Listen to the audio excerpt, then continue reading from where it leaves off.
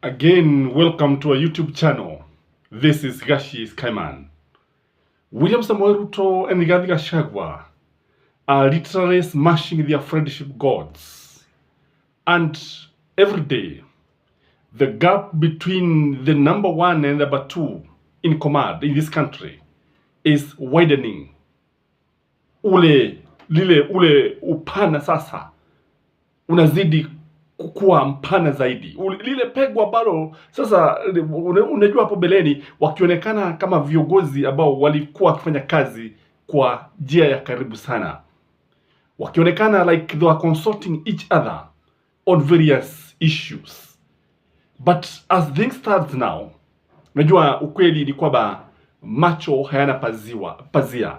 Unajua macho yanaona kile ambacho tu kipo bila kuficha na hayatajizuia kuona. Kwa hivyo akili zetu za kipekuzi zinaona wazi kwamba kuna hali ya ati kuna the friendship is becoming lukewarm. That chemistry, that camaraderie that was there when they took over the government, when they were campaigning, is no longer there. And it is happening very fast than it happened between Uhuru and Kenyatta and William Ruto. Today, GACHAGUA is on his fourth day camping in the mountain. Literally camping in the mountain to consolidate the votes of the mountain. Igawa baada ya kuzungumzia mambo fulani tunaona akizungumza, lakini pale mwishoni ndipo anasema we vote for William Ruto in a way that does not excite the followers. And this is just meant to kuficha tu. Unajua watu wakiwa katika ofisi kuna mambo mengi ambayo yatafanyika behind the tents, behind the cameras, and people will not be able to know. Kwa hivyo lazima waonyeshe kwamba wanafanya kazi pamoja. And if you look at the way William Ruto dealt with Uhuru Kenyatta, ni pale dakika za mwisho tu ambapo alikuja kupasua barika, akakuja kukubali ya kwamba hawakuwa wakielewana. This is what is happening between William Ruto and GACHAGUA. Because you may ask yourself, what is the urgency of consolidating the Mount Kenya votes? We have not seen this happening before. And hapo beleni ilikuwa vigumu sana kwa William Ruto kumwachilia GACHAGUA kwenda kufanya mikutano akiwa peke yake. Labda kama ageandamana na labda marafiki wawili watatu. And well in the mountain, well in Ebu yesterday, because today he's in Laikipia, we noted that just like the way the friends or the allies of William Ruto would attack Uhuru Kenyatta, and William Ruto would not actually bother with them, William Ruto would just let them say what they want, the marafiki zake, and this is what used to annoy Uhuru Kenyatta, and because his Kalenjin brothers would actually attack Uhuru Kenyatta verbally, and William alikuwa tu pale bila kufanya chochote.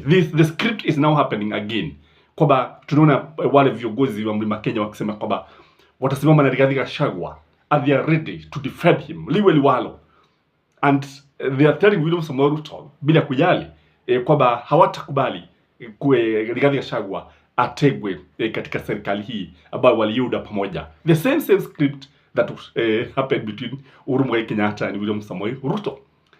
Again, when you look at this issue, you also realize that today Uhuru Kenyatta is quiet. He's not talking. And you may ask yourself why, and you're going to tell you why he's not talking here. Again today, we noted that William Ruto assembled the whole national government and the devolved government in State House, wote pale, with a guard of honor, red carpet. And he was releasing, I think, 46 billion. Yes, 46 billion. Mudavadi was there. GACHAGUA was nowhere to be seen. It was so when you looked very keenly, you could note that wale watu ambao waliitwa pale ni wale ambao wanajua mambo ambayo yalikuwa yanaendelea. And I know very well that GACHAGUA may not even be aware. Labda aliona kama tu sisi William Ruto assembling the whole government, inspecting a guard of honor, and actually signing 46 billion to be released to the counties. Again, when you listen to GACHAGUA, he's emphasizing one thing, unity, unity and unity kila wakati. And he's telling people that their unity is their strength. We cannot deny that. But why the urgency? What is the urgency of this call and rallying people together?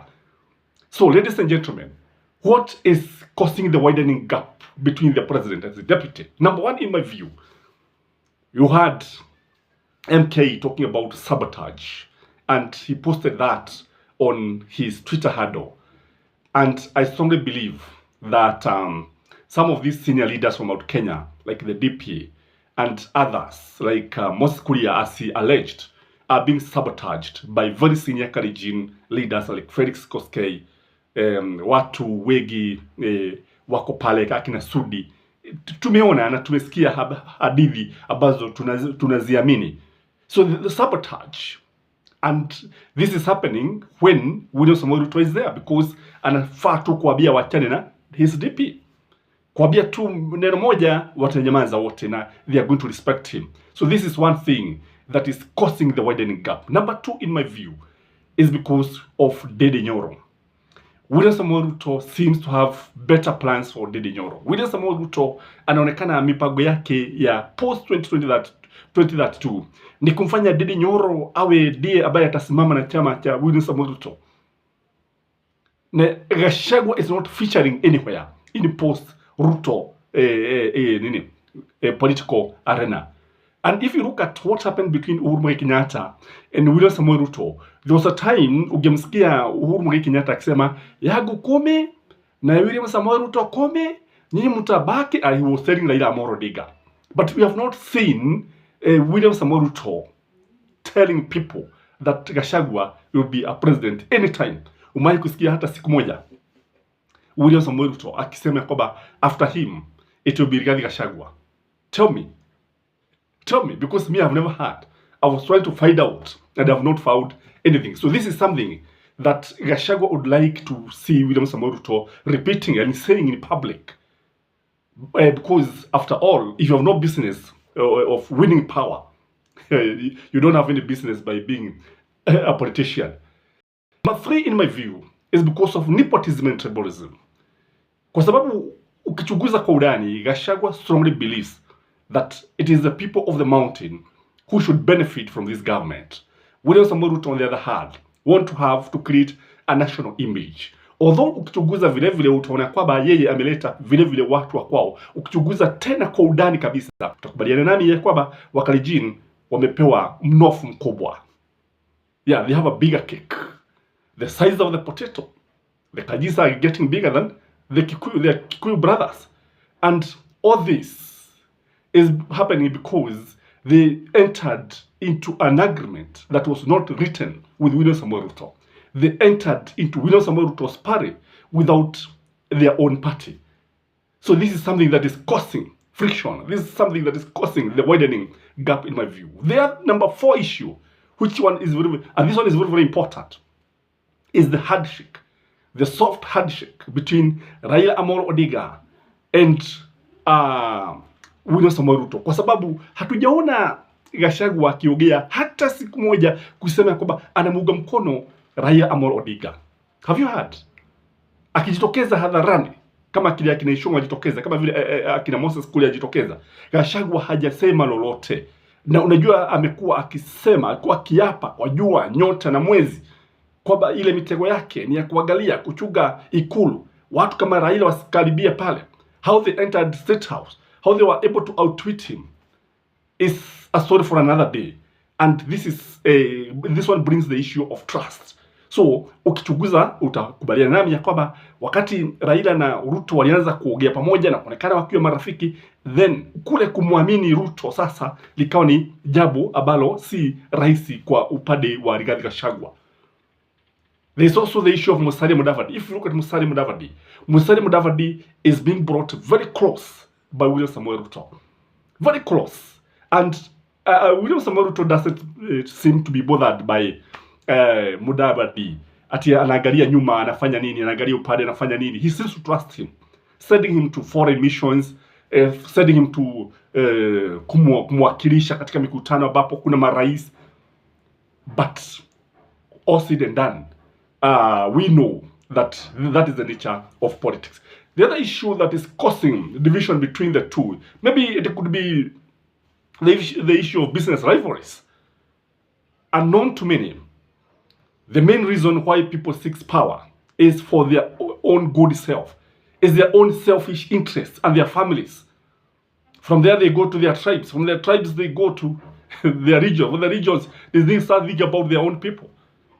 And that is why you realize that majority of these people who are in leadership, by the time they leave leadership, wanakuwa matajiri, watajika, wanakuwa na vitabi. Wengine waliingia wakiwa wakode, ilibidi wakati wengine wanaweka mifuko, mamaye kwa mifuko wasiangushwe na upepo. Lakini wanatoka pale kusimama, wanahitaji tiga wasimame. They cannot even be able to tie their shoelaces, sababu kitabi sasa kimezidi. So the business rivalry is definitely taking a big toll, because Gachagua is a businessman, Willam and Kata is also a businessman. There is also this issue of rebellion in the mountain. I know that Willam and Kata did not believe his ears or his eyes wakati ambapo aliona vile ambavyo watu kutoka sehemu za Mlima Kenya wameanza kumpiga, shouting, heckling, booing. I think ni jambo ambalo hakuamini. And who is to blame? Definitely he must have blamed Gachagua. Na mwambie wewe ufanye kazi yako, mimi kwako nakuja, watu wameanza kunifanyia madharau, sijui nini. And Willam and Kata knows Gachagua, hata yeye ndiye ambaye anakipata kile ambacho kinampata. Kwa hivyo lao ni moja, kiboko chao ni kimoja, kwa sababu vile ambavyo watu kutoka sehemu za Mlima Kenya, vile ambavyo wanaona hawa viongozi, wanaona kwa macho. And I think people even trust Willam and Kata in the mountain kuliko Rigathi Gachagua. So there's no even need of blaming him, because he'll be actually blaming him for the wrong reason. But unajua jambo moja, wakati ambapo mtu anaanza kupoteza umaarufu wake, anaanza sasa kuangalia marafiki zake, anaanza kuona like now this rebellion, who is it going to benefit?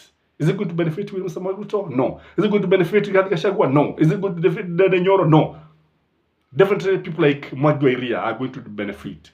Uhuru Kenyatta is going to benefit, and anybody who will be backed by Uhuru Kenyatta, especially Steve Kalonzo Musyoka, is going to benefit. Last but not least, it is being said that Willam and Kata has no problem with Uhuru Kenyatta. It is being said that Willam and Kata will not mind even consulting Uhuru Kenyatta on some issues. This is something that Rigathi Gachagua does not want. And that is why you saw the rush wakati kule King'ori Mwangi, yule polisi ambaye alikuwa anazikwa kule Nyeri. You could see how Gachagua had rushed and MK to meet Uhuru Kenyatta. But because Uhuru Kenyatta was attending another burial in Kipipiri, kule kwa kule kwa Kimunya, bibi ya Kimunya, ilibidi sasa akibie pale. And kama ulisikiliza hotuba zao, wote walikuwa wanataka kumpata pale so that they could outwit Willam and Kata. So Uhuru Kenyatta is also a source of the widening gap between number 1 and number 2. I don't know what you think, but from where I sit, the gap can only get wider, and it's going to be very, very interesting. It is going to be murky. It is going to be embarrassing, and I think Willam and Kata, who is a shrewd politician, is going to have the last laugh. That is my take. When you compare Rigathi Gachagua and Willam and Kata, Willam and Kata will definitely have the last laugh, but he's not going to win the votes of the mountain again. Have a blessed evening. Bye-bye.